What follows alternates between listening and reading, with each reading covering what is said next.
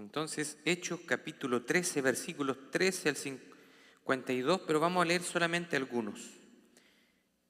Este mensaje del día de hoy lleva por título el mensaje de perdón en medio de la oposición. Mensaje de perdón en medio de la oposición. Por favor, si está conmigo, póngase en pie. Vamos a darle lectura, versículo 13 hasta el 15. Dice así la palabra del Señor, en el nombre de nuestro Señor Jesucristo y bajo la bendición del Padre, Hijo y Espíritu Santo. Habiendo zarpado de Pafos, Pablo y sus compañeros arribaron a Perge de Panfilia, pero Juan, apartándose de ellos, volvió a Jerusalén. Ellos, pasando de Perge, llegaron a Antioquía de Pisidia y entraron en la sinagoga un día de reposo y se sentaron.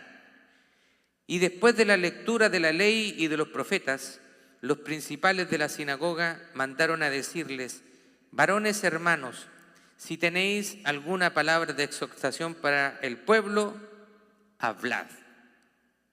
Tome asiento, por favor.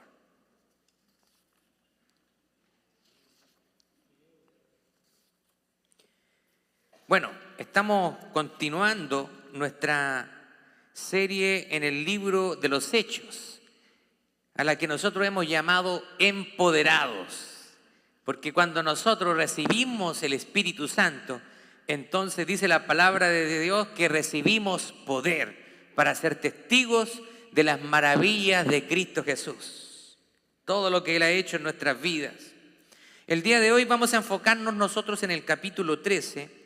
La semana pasada el pastor Jason nos habló del capítulo de la conversión del apóstol Pablo, ¿cierto? En el capítulo 9. ¿Se acuerda que el pastor Jason habló acerca de que el Señor nos cae al encuentro en medio del caos? Dios llega a nuestras vidas para transformarnos y para mostrarnos su amor. Ahora quiero que veamos un poquito de contexto de este capítulo 13. Aquí tenemos ahora al apóstol Pablo, que se llamaba Saulo, pero Dios le cambia el nombre. Y está con Bernabé. ¿Se acuerda de Bernabé? Compañero fiel de Pablo. Y ellos se encuentran de misiones. Y para ser exactos, este es el primer viaje misionero de Pablo. Se convirtió Pablo y enseguida él comienza a desarrollar su labor apostólica de predicar el evangelio. Y fueron comisionados por una iglesia de Antioquía. Mire lo que dice Hechos capítulo 13, versos 2 y 3. Dice: ministrando estos al Señor y ayunando, estamos hablando de las personas de la iglesia de Antioquía, dijo el Espíritu Santo: apartadme a Bernabé y a Saulo para la obra a que los he llamado. Entonces, habiendo ayunado y orado, les impusieron las manos y los despidieron. Eso es un principio maravilloso acá que tenemos acá en este pasaje, en estos versículos. Vemos que es la iglesia local la que comisiona y reconoce el llamado de los líderes y de los diferentes ministerios.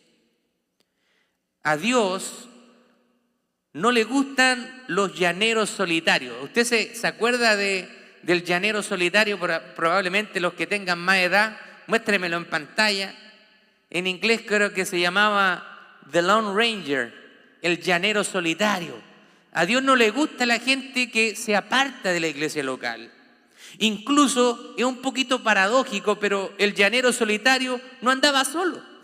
Tenía ahí a su compañero. Así que es la iglesia local la que separa y ministra a sus siervos. Ahora, de los versículos 4 al 12, vamos a tratar de hacer una síntesis, porque es demasiado largo el capítulo, así que vamos a tratar de hacer una síntesis. Del versículo 4 al 12 vemos que Pablo predica en Chipre al cónsul por solicitud de este. Había un hombre que era el cónsul de Chipre y le pide a Pablo que le hable. Y había un falso profeta y mago que se oponía. Él se llamaba Elimas, quien queda ciego por juicio divino por medio de Pablo. Pablo le dice, tú te estás oponiendo frente a Dios, y se emite un juicio de parte de Dios y este mago hechicero, ¿cierto?, queda ciego.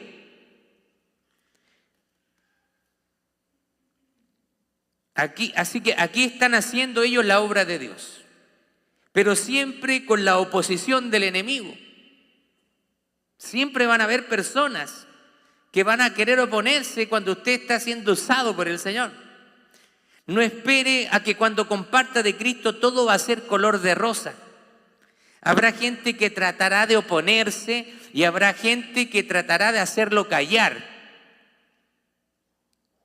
Ayer justamente me encontré un muchacho chileno allá en New Jersey y era vendedor de estos de maní confitado.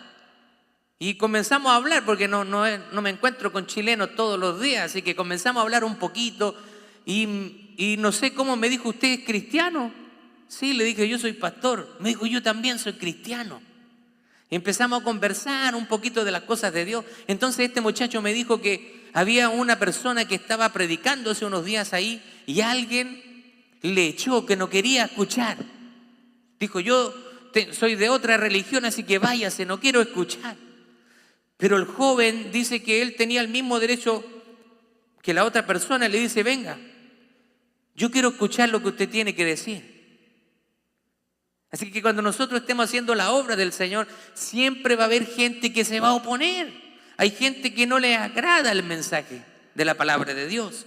¿Sabe por qué? Porque el mensaje de la palabra de Dios expone nuestra vida tal y como es delante del Señor. Así que ahora nosotros tenemos a Pablo y a Bernabé en Antioquía de Pisidia y está aprovechando la oportunidad que le han pedido para que hable en las sinagogas.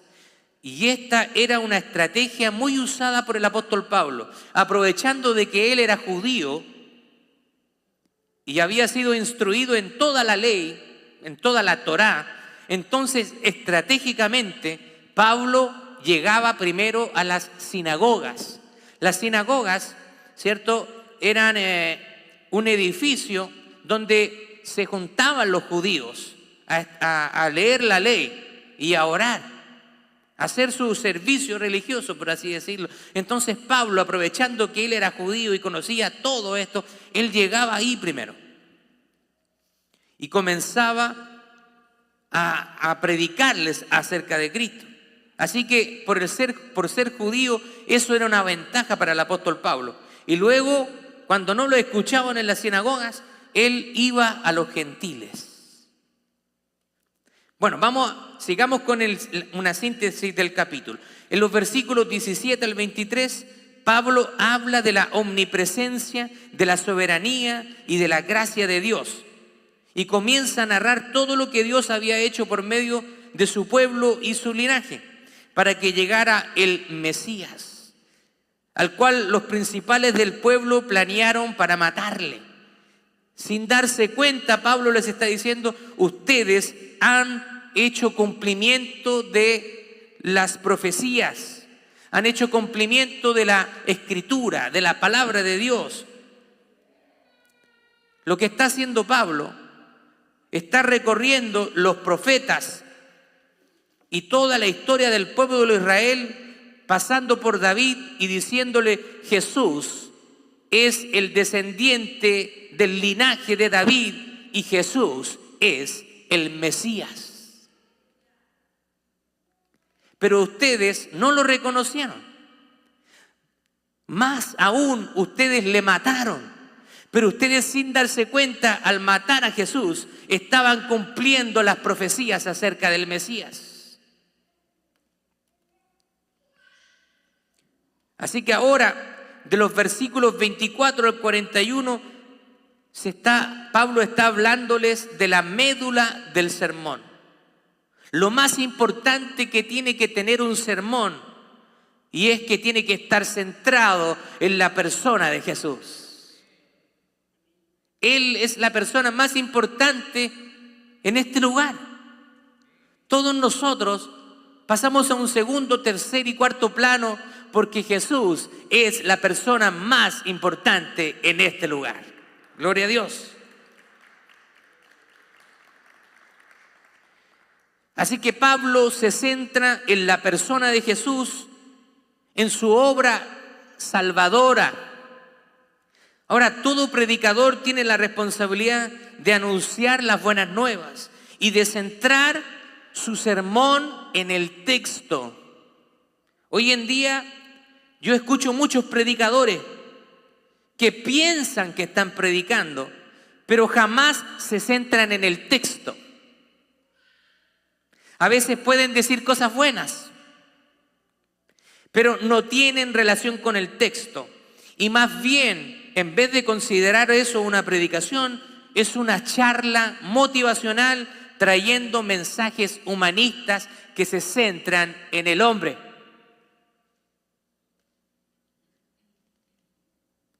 Este fin de semana escuchaba a un famoso predicador en California, tiene una mega iglesia, y él comparaba a Dios como si Dios era un sabueso. Un sabueso es un perro, que Dios está tan interesado en el hombre como un sabueso, como un perrito que anda detrás del dueño, moviéndole la cola. Que tanto es el amor de Dios que Dios se afana con nosotros, se enloquece con nosotros. ¡Qué herejía! Dios realmente no necesita de nosotros. Él es eterno, Él es suficiente en su naturaleza. Y si Él ha derramado su amor por nosotros, es simplemente porque Él es un Dios de misericordia. No hay nada bueno en nosotros que Él pueda mirar y pueda decir, yo por esto voy a salvar a esta persona. No hay nada bueno en nosotros. Por eso que la salvación es puramente la gracia y el amor de Dios sobre seres humanos pecadores y hombres desobedientes muchas veces. Cuando nosotros nos damos cuenta de quiénes somos realmente, sacándonos las máscaras y viendo nuestros pensamientos, nuestras palabras, las cosas que pensamos muchas veces, y nos damos cuenta que Dios nos ha aceptado y nos ha limpiado a través de la sangre de Jesucristo, déjeme decirle que entonces nuestra actitud cambia totalmente hacia el Señor. Nos enamoramos cada día más del Señor y cada día es una oportunidad para decirle al Señor, gracias Señor, porque yo no era merecedor de nada. Sin embargo, a través del sacrificio de Cristo, yo puse mi fe en Él y he sido justificado. Hechos capítulo 13, verso 24-25 dice, antes de su venida predicó Juan el Bautista de arrepentimiento a todo el pueblo de Israel, mas cuando Juan terminaba su carrera dijo, ¿quién piensas que soy yo? Yo no soy él, mas he aquí, tras de mí viene uno que no soy digno de desatar el calzado de los pies. Hasta aquí Pablo estaba narrando acerca de los profetas del Antiguo Testamento y llega a la persona de Juan, quien es el que preparó el camino del Señor. Juan tenía discípulos e impactó al mundo de esa época. Juan era un profeta reconocido por el pueblo. Y él dice que era una voz en el desierto preparando el camino del Señor. Y muchas personas cuando vieron a Juan le preguntan, Juan, ¿eres tú el Mesías? ¿Eres tú el Mesías prometido, el que había de venir? Y Juan el Bautista dice, yo no soy el Mesías. Simplemente soy una voz en el desierto que está preparando el camino del Señor, pero el que viene detrás de mí, yo les bautizo en agua, pero el que viene detrás de mí les va a bautizar en el Espíritu Santo y fuego. Lo que está diciendo Juan, simplemente yo soy un hombre pecador igual que ustedes. Y estoy cumpliendo mi llamado de aplanar, de preparar el camino al Mesías prometido. Ahora, de la misma manera, nosotros debemos preparar el camino y tenemos que preparar los corazones para que las personas reciban a Cristo. Ahora usted se preguntará, pero nosotros, al igual que Juan, ¿cómo nosotros podemos preparar el camino para las personas que vienen después de nosotros?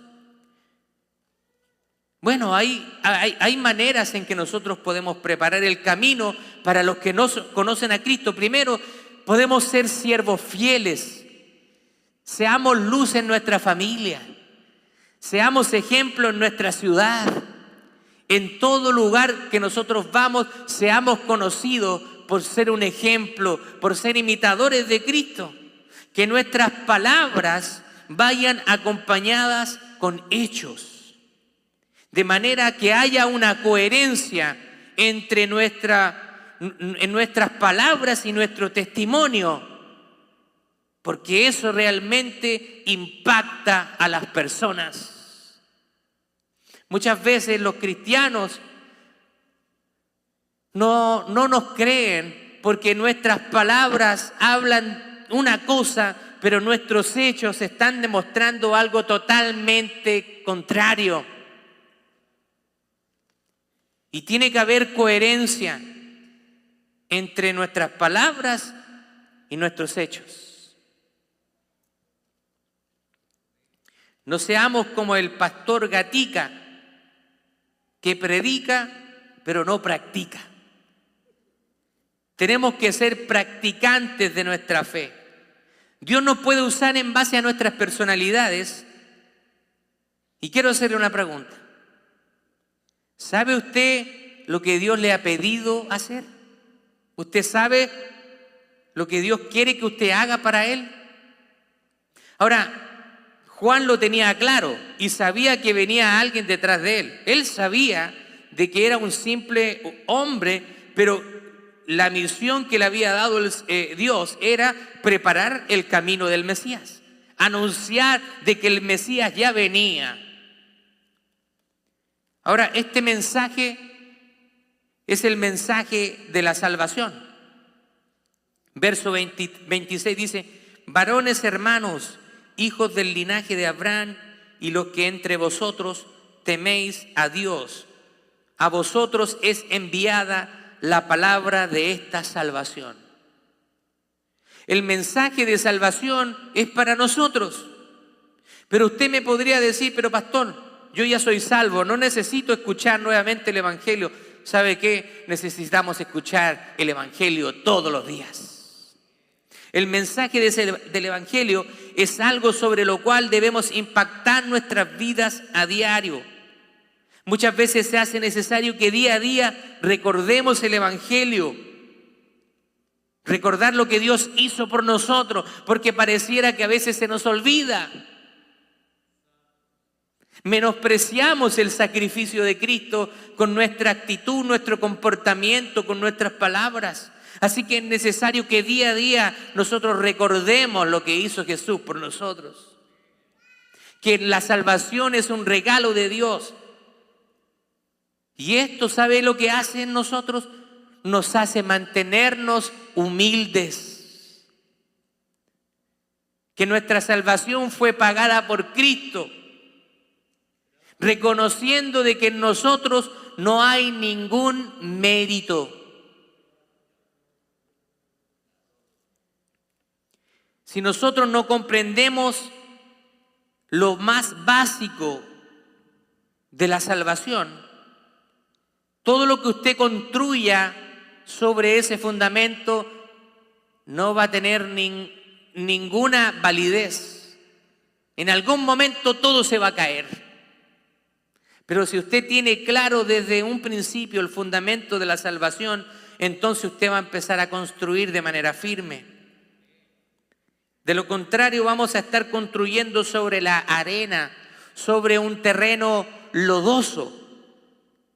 Yo tristemente veo mucha gente añadiendo a la obra de Cristo sus propios esfuerzos, porque creen que la salvación depende de ellos. No han entendido que Cristo vino debido a que para nosotros era imposible justificarnos delante de Dios. Mire, hay un pasaje interesante que nos habla acerca de esto.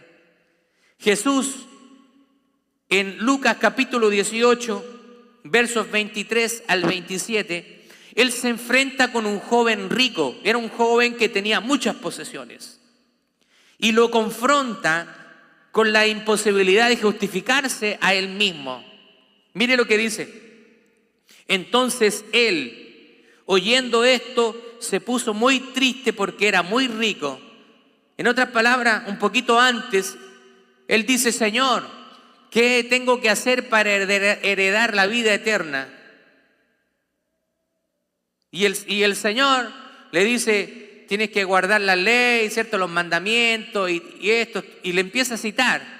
¿Y qué hace el joven rico? El joven rico hace: yo he guardado todo eso. Señor, yo he guardado todo eso desde mi juventud. ¿De qué estamos hablando? Pero dice que al ver a Jesús, que le dice: vende todo lo que tienes, dáselo a los pobres y sígueme. Y dice que el joven rico se fue triste porque tenía muchas posesiones. Jesús estaba probando su corazón. Jesús le está diciendo al joven rico: no hay nadie que pueda salvarse por sí mismo, no hay ni siquiera uno justo, no hay nadie justo. ¿Y qué es lo que está haciendo el joven rico? Aquí hay uno, yo soy justo, estoy cumpliendo todo lo de la ley. Pero Jesús va más al fondo de su corazón y está viendo cuál era su problema. Y mire lo que dice Jesús. Al ver que se había entristecido mucho, dijo: cuán difícilmente entrarán en el reino de Dios los que tienen riquezas. Porque es más fácil pasar un camello por el ojo de una aguja que entrar un rico en el reino de Dios. Y los que oyeron entonces dijeron: ¿quién pues podrá ser salvo? Pero él les dijo: lo que es imposible para los hombres es posible para Dios. Si usted no aplaude eso, yo no sé, pero es algo maravilloso. Para nosotros es imposible salvarnos a nosotros mismos. Por eso que vino Cristo y murió por nosotros, para darnos ese regalo de la salvación. Lo que está diciéndole Jesús es: ustedes no pueden salvarse a sí mismos, es imposible para ustedes, pero lo que es imposible para ustedes, Dios lo ha hecho posible a través de Él mismo venir y encarnarse y morir, pero resucitar al tercer día y levantarse de los muertos. Y entonces ahora, ese sacrificio de Cristo, su muerte, pero su resurrección, ahora venció a la muerte. Y el que está en Cristo es una nueva criatura. Dice la palabra de Dios que todas las cosas viejas pasaron, he aquí todas son hechas nuevas. Pero cuando las personas vienen a Cristo se empiezan a preguntar: Señor, pero todavía sigo luchando con el pecado. Yo pensé que cuando llegara a la iglesia todos los deseos pecaminosos iban a desaparecer de mi mente. No es así. Dios ahora pone su espíritu en nosotros, pero la naturaleza pecaminosa, estamos todavía en la carne, así que estamos propensos a equivocarnos. Pero la palabra del Señor nos da la salida, porque el apóstol Juan dice: si alguno hubiera pecado, abogado tenemos para Jesucristo, para con el Padre, a Jesucristo el justo. Y si nuestros pecados fueran como la grana, dice, como la nieve, serían emblanquecidos. O sea, nosotros ahora podemos doblar nuestras rodillas y pedirle perdón al Señor cada día. Versículo 27 al 29 dice: porque los habitantes de Jerusalén y sus gobernantes, no conociendo a Jesús ni las palabras de los profetas que se leen todos los días de reposo, las cumplieron al condenarle. Y sin hallar en él causa digna de muerte, pidieron a Pilato que le matase. Y habiendo cumplido todas estas cosas que de él estaban escritas, quitándole del madero, lo pusieron en el sepulcro. Aunque ellos no conocían a Dios, ellos mismos cumplirían el propósito de Dios. O sea, aquí nosotros vemos que Dios está usando gente perversa, porque esta gente que le mató era gente mala, que pensaban ser personas de Dios, pero realmente eran gente religiosa, no conocían realmente a Dios. Ellos pensaban que cumpliendo ciertos mandamientos ya estaban justificados delante de Dios, pero estaban rechazando al propio Hijo de Dios. Así que esta gente está endureciendo su corazón de manera intencional. Eran gente malvada, perversa. Y Dios lo usó para traer a su Hijo. Ahora, si Dios usó gente malvada y perversa, ¿cuánto nos puede usar a nosotros, aún siendo imperfectos, pero ahora lavados y redimidos por la sangre de Cristo?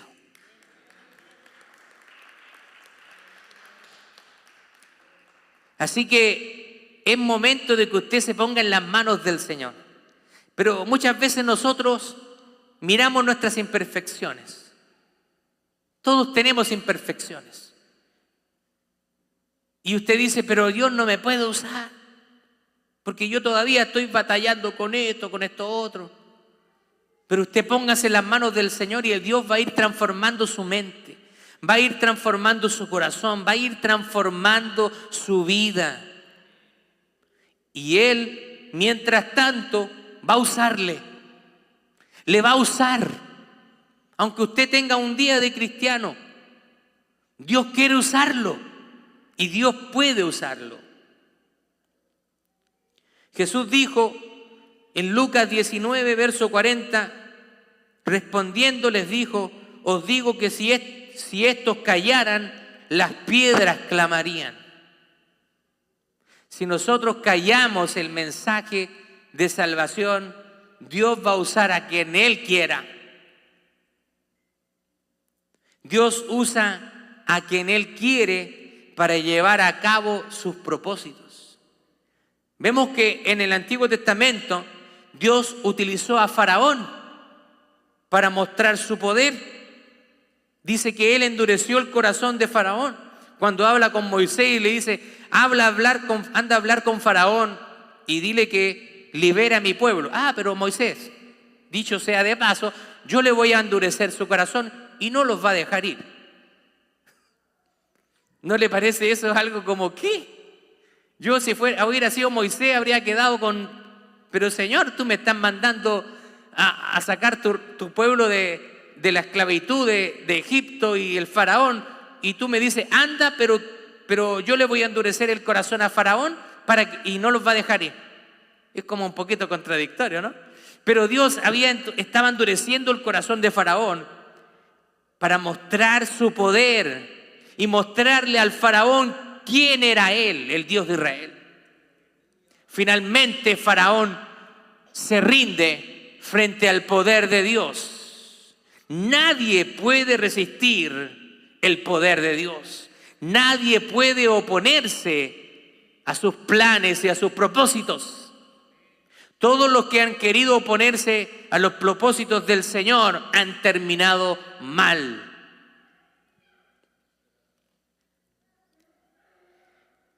Nadie ni nadie va a impedir que Dios lleve a cabo su plan en nosotros y por medio de nosotros. Si las personas que llevan años en la iglesia no quieren servir a Dios, Dios va a levantar una nueva generación. Dios va a levantar a los que recién están llegando.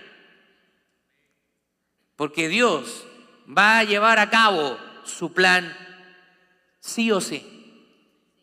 Si nosotros un día decidimos alejarnos de Él, Él va a levantar otras personas y va a seguir cumpliendo su propósito, que es que su evangelio sea predicado para salvación de todos los perdidos. Versículo 30 al 37 dice: mas Dios le levantó de los muertos, y él se apareció durante muchos días a los que habían subido juntamente con él de Galilea a Jerusalén, los cuales ahora son sus testigos ante el pueblo, y nosotros también les anunciamos el evangelio de aquella promesa hecha a nuestros padres, la cual se ha cumplido a los hijos de ellos, a nosotros, resucitando a Jesús, como está escrito también en el Salmo 2: mi hijo eres tú, yo te he engendrado hoy. Y en cuanto a que le levantó de los muertos para que nunca más volver a haber corrupción, lo dijo así: os daré las misericordias fieles de David. Por eso dice también en otro salmo: no permitirás que tu santo vea corrupción, porque a la verdad David, habiendo servido a su propia generación según la voluntad de Dios, durmió, o sea, quiere decir que se murió, y fue reunido con sus padres y vio corrupción. Mas aquel a quien Dios levantó no vio corrupción. ¿Qué significa esto? Aquí nosotros vemos algunas cosas importantes. Los judíos habían pedido que se asegurara la tumba de Jesús, porque creían que sus discípulos tratarían de robarse el cuerpo para luego decir que había resucitado. Ellos habían puesto una gran piedra y un batallón de muchos hombres romanos custodiando la tumba.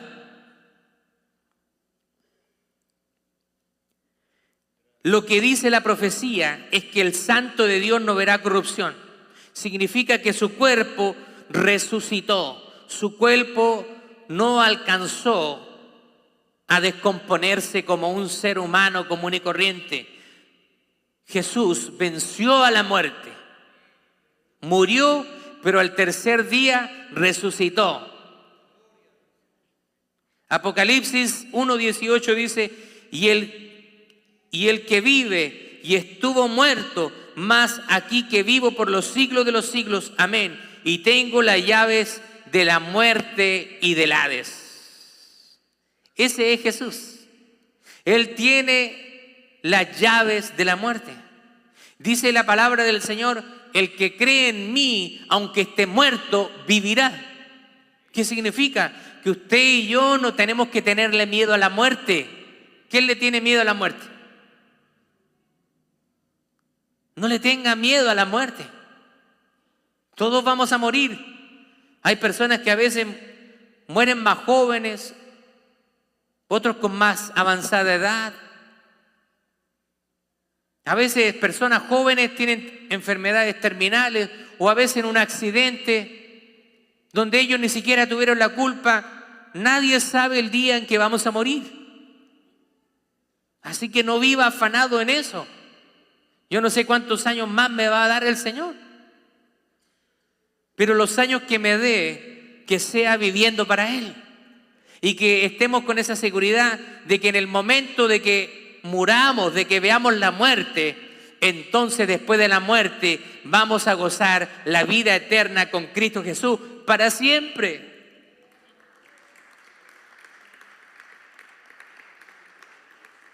Así que aprendamos a descansar en Él y no vivamos enfocados en las cosas de este mundo, sino que enfoquémonos en las cosas eternas, donde la polilla ya no corrompe, donde no hay moho, donde no hay corrupción. Aprenda a descansar en Dios y experimentar la paz que solamente Él sabe dar.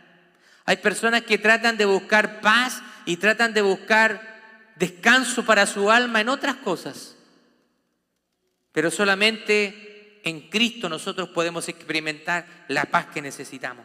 Verso 38 al 41 dice: sabed pues esto, varones hermanos, que por medio de Él se nos anuncia perdón de pecados, y que todo aquel que por la ley de Moisés no pudiste ser justificados, en Él es justificado todo aquel que cree. Nadie fue, ni ha sido, ni será capaz de cumplir la ley de Dios. Por eso que vino Cristo y Él la cumplió para nosotros. Y a través de eso nosotros podamos ser justificados. Dice: mirad pues que no venga sobre vosotros lo que está dicho a los profetas. mirad, oh menospreciadores y asombraos y desapareced, porque yo hago una obra en vuestros días, obra que no creeréis si alguien os la contare. Lo que está haciendo Pablo ahora, está concluyendo este sermón con la más importante verdad del cristianismo. Y la verdad más importante del cristianismo es que en Cristo hay perdón de pecados y hay salvación eterna. Cuando no perdonamos, nos enfermamos físicamente, emocionalmente, y eso afecta nuestras relaciones. ¿Ha tenido alguna desilusión, ya sea amorosa, una desilusión familiar, el abuelito, la tía, la mamá, el primo, que le hayan desilusionado, le hayan fallado? Duele. Duele cuando alguien nos hace algo. Y nuestra tendencia humana es a no perdonar, a guardar el rencor, a guardar muchas veces la rabia. Y muchas veces mantenemos esos sentimientos en nuestros corazones. Y buscamos venganza, buscamos que esa persona le vaya mal. Como decía el Chavo del Ocho, la venganza nunca es buena, mata el alma y la envenena. Usted déjele las cosas al Señor. Él es nuestro justiciero, es el que nos defiende delante de las personas que vienen a hacernos daño. Así que usted tiene que perdonar a esas personas. ¿Es fácil el perdón? Por supuesto que no es fácil. El perdón no es fácil. Por eso que necesitamos del poder de Dios para que nos ayude a perdonar a esas personas que nos han ofendido. Porque muchas veces nuestra tendencia humana va a ser desearles mal. Mira, no te deseo mal, pero ojalá que cuando vayas por la calle te atropelle un camión.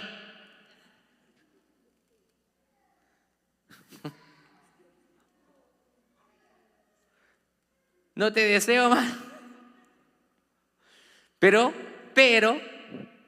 el Señor quiere que nosotros tengamos el corazón de Él. Que Jesús, estando en la cruz del Calvario, siendo azotado, siendo abofetado, siendo escupido, siendo expuesto, vituperiado,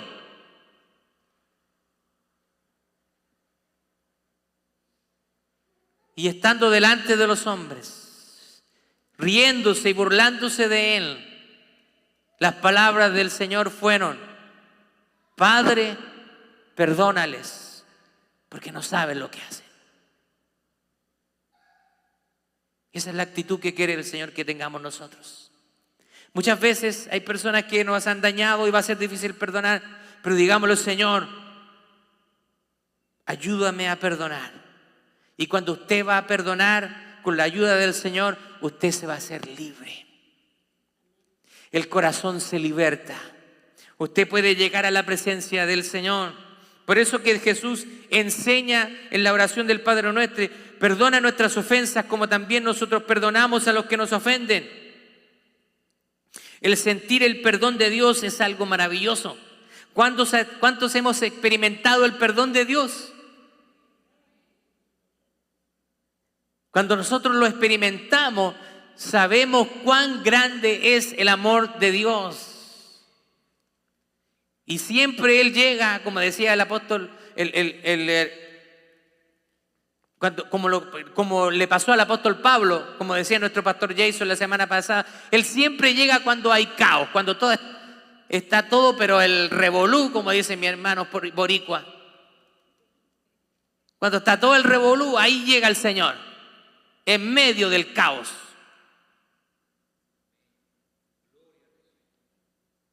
Cuando Cristo llegó a mi vida era un desastre. Estaba experimentando pensamientos suicidas. Estaba sumergido en una profunda depresión. Y Cristo llegó en ese momento. Y cuando yo le entregué mi vida al Señor, fui libre. Sabe que cuando yo volví a mi casa, me fui con un gozo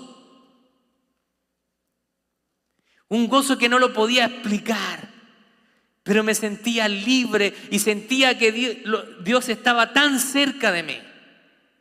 Eso experimentamos cuando nosotros recibimos el perdón de Dios. Romanos 5:8 dice: mas Dios muestra su amor para con nosotros, que aun siendo pecadores, Cristo murió por nosotros. Versículo 42. Cuando salieron ellos de la sinagoga de los judíos, los gentiles le rogaron que al día siguiente de reposo hablasen estas cosas. Vengan de nuevo, queremos escuchar más.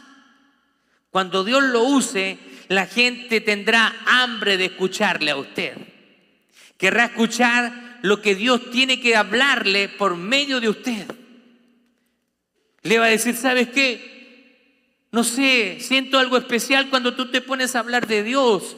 Me gusta escucharte. Siento algo especial, algo me ocurre. Por favor, háblame más de ese Dios que tú tienes. Versículo 43. Y despedida la congregación, muchos de los judíos y de los prosélitos piadosos siguieron a Pablo y a Bernabé, quienes hablándoles les persuadían a que perseverasen en la gracia de Dios.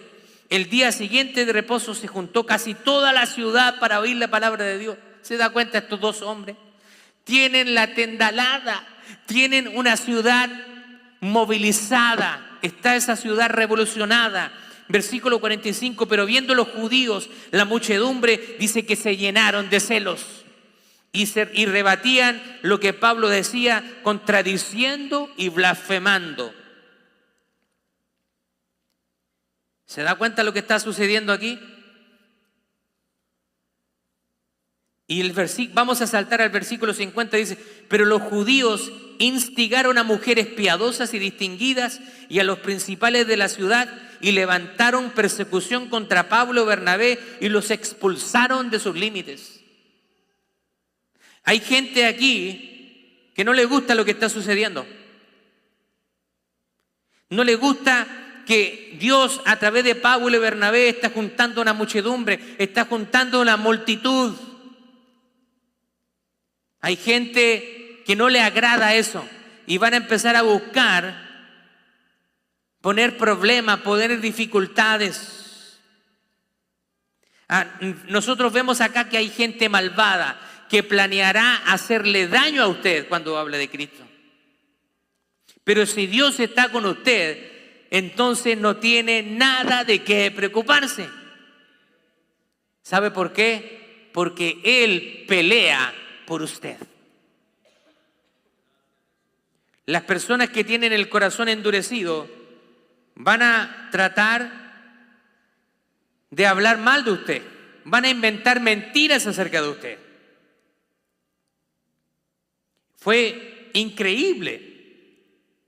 Cuando yo llegué a esta ciudad a predicar el evangelio y a levantar esta iglesia,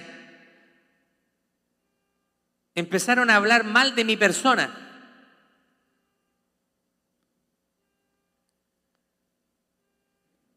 Y lo más impresionante es que yo ni siquiera conocía a esas personas.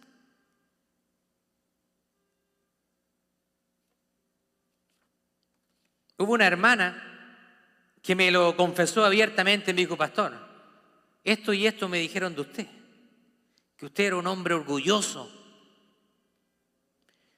Y se lo había dicho otro pastor. Se lo había dicho otro pastor. Y esa hermana, cuando estuvo un tiempo acá en la iglesia, me dijo: pero sabe, pastor, yo me doy cuenta que todo eso que escuché no era así. Y yo me quedé sorprendido. Yo ni siquiera conocía a ese pastor. Y él tuvo el descaro de hablar mal de mí. Pero también entendí de que muchas veces no queremos cuando se levantan otras obras de Dios. Porque muchas veces la iglesia se ve como una competencia, siendo que la iglesia es un cuerpo, donde nosotros tenemos que ser luz para esta ciudad. Yo quiero desear todo el bien a todos los pastores que están en esta ciudad y oro al Señor que Dios los use, pero que ellos sean obedientes a la palabra de Dios y que no adulteren la palabra. Y si es así, que Dios llene sus iglesias, que Dios levante más hombres y más mujeres en esta ciudad para que podamos llenar esta ciudad con el mensaje de Cristo y su salvación tan maravillosa.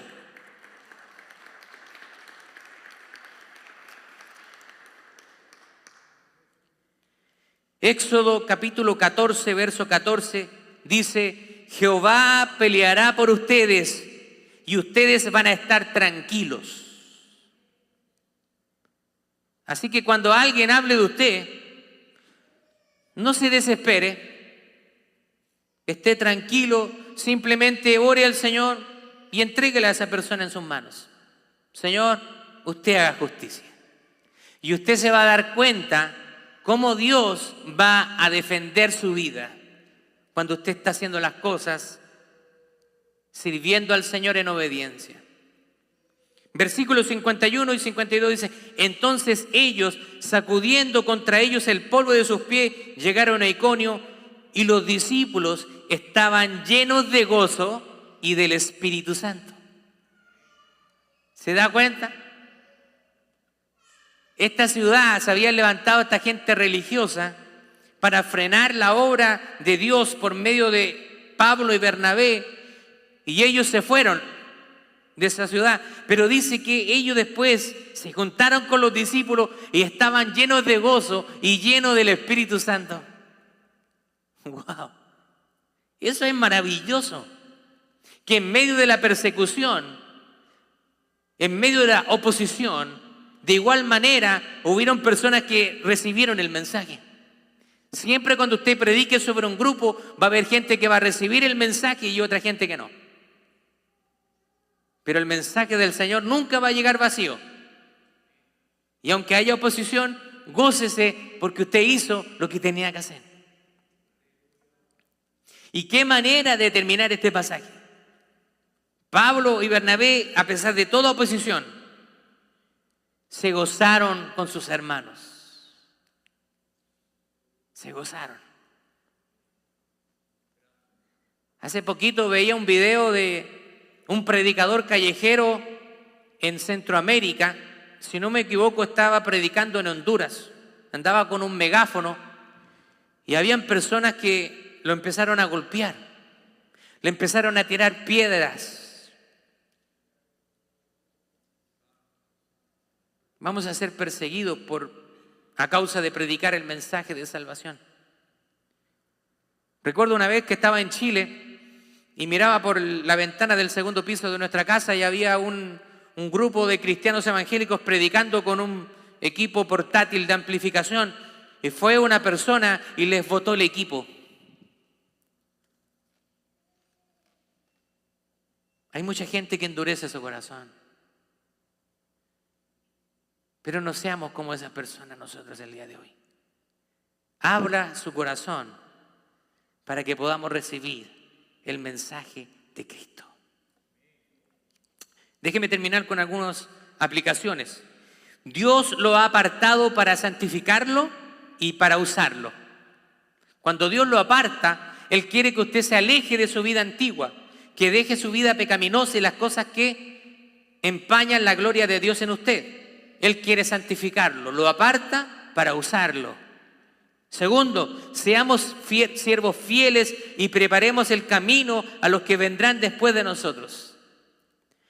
Tercero, la esencia del mensaje es la persona de Jesús y su obra. Si un predicador no es cristocéntrico, entonces no está predicando el evangelio. Cuarto, nuestra vida debe girar alrededor de la vida de Jesús. Toda su vida, toda su familia, sus decisiones familiares, laborales, todo debe girar en torno a la persona de Jesús. Quinto, abra su corazón y acepte el perdón de Dios y ofrezca perdón a quienes le han ofendido, a quienes han dañado, a quienes le han vituperiado. a quienes han hablado de usted falso testimonio, perdóneles. Por muy feo que haya sido la falta, perdóneles. No hay nada de lo que nos puedan hacer a nosotros tiene comparación con lo que le hicieron a Jesús.